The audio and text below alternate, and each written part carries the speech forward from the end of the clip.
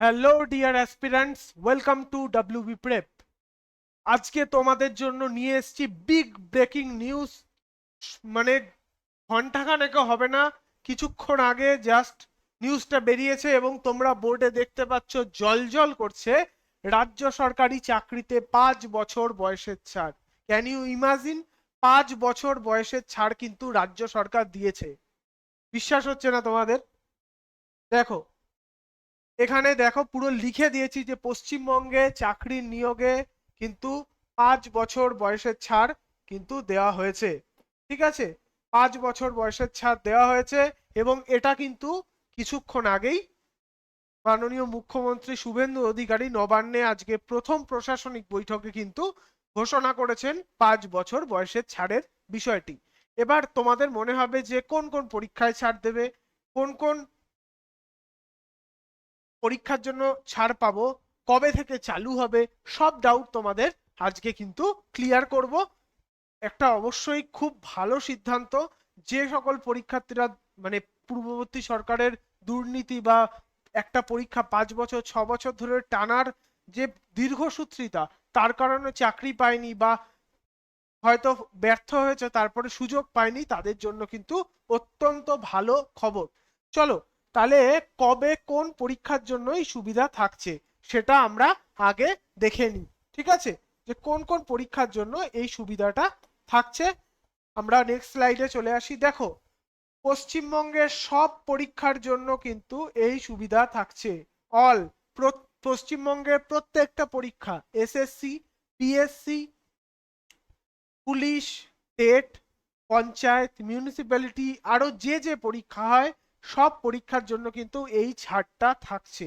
সরকারের তরফে জানানো হয়েছে, মাননীয় মুখ্যমন্ত্রী প্রেস কনফারেন্স বা সাংবাদিক সম্মেলনে জানিয়েছেন 2015 সালের পর থেকে পূর্ববর্তী সরকারের দুর্নীতির কারণে বিভিন্ন চাকরি ঠিক মতো হয়নি, অনেকের বয়স নষ্ট হয়েছে, সেই জন্য কিন্তু সব পরীক্ষার জন্য, সব পরীক্ষার জন্য কিন্তু এই ছাড় দেওয়া হবে।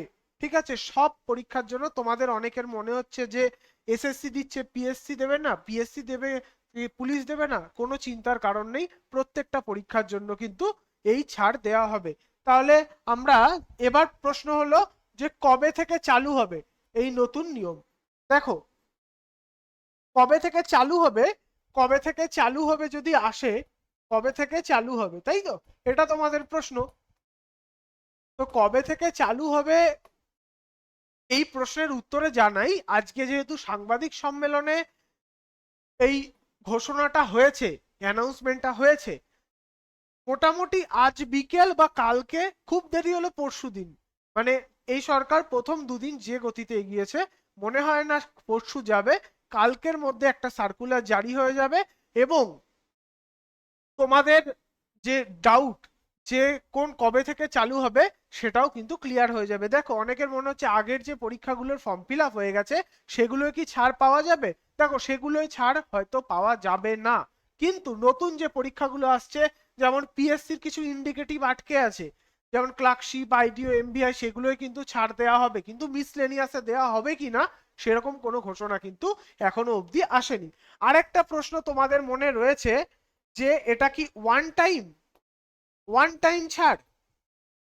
দেখো, ওয়ান টাইম ছাড় সম্ভবত নয়, কারণ যেহেতু মুখ্যমন্ত্রী বলেছেন যে 2015 থেকে এরকম ডাউট হয়েছে, মানে সরি, সমস্যা হয়েছে পরীক্ষার্থীদের বয়স ছাড়ের ক্ষেত্রে, বা বয়স ঠিক মতো পরীক্ষা না দিতে পারার কারণে বয়স চলে গেছে, তাই কিন্তু এটা কিন্তু পার্মানেন্টলি চিরস্থায়ী ভাবেই করা হচ্ছে 40 থেকে 45, যে মানে নর্মাল 40 আছে, এবার বিসিএস এর ক্ষেত্রে হয়তো 36টা 40 হয়ে যাবে। এবার তোমাদের মনে হবে যে এইরকম ছাড় কি অন্য রাজ্য দেয়? দেখো, প্রত্যেকটা রাজ্য কিন্তু ছাড় দেয়।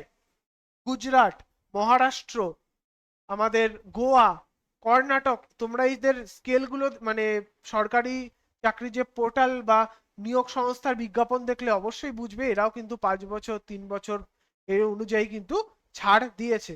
ঠিক আছে, আমাদের রাজ্যে নতুন নয়, কিন্তু একটা জিনিস প্রমাণিত হলো, যে সরকার বিজেপি গভর্নমেন্ট যে সংকল্পপত্রে যে দাবি রেখেছিল সেটা কিন্তু তারা পূরণ করলো। আমরা বেকার যে চাকরি প্রার্থী যারা, তারা কিন্তু একটা জিনিসই চাই, যাতে স্বচ্ছভাবে নিয়োগ হবে, ঠিকঠাক ভাবে যাতে যোগ্যরা চাকরি পায়, এটাই আমাদের মূল মোটো। সরকার যদি এই ভাবধারা বা এই নীতি ফলো করে, তাহলে কিন্তু মানুষ তাকে চাইবে, না হলে আবার 5-10 বছর পর কিন্তু বদলে দেবে। আপাতত সরকারের অভিপ্রায় দেখে মনে হচ্ছে প্রথমটা হতে পারে, বাকিটা সময় বলবে। আপাতত খুবই ভালো খবর। মাননীয় মুখ্যমন্ত্রী শুভেন্দু অধিকারী এবং তার মন্ত্রীবর্গ যারা, তাদেরকে ধন্যবাদ, নতুন সরকারকে ধন্যবাদ চাকরি প্রার্থীদের এই দিকটা দেখার জন্য। সবাই ভালো থেকো। এই ধরনের আপডেটের জন্য ডব্লিউবি প্রেপ চ্যানেলকে অবশ্যই সাবস্ক্রাইব করো, আর এই ভিডিওটা যেন অবশ্যই শেয়ার করে দিও সকলের মধ্যে। সকলে ভালো থেকো, টাটা।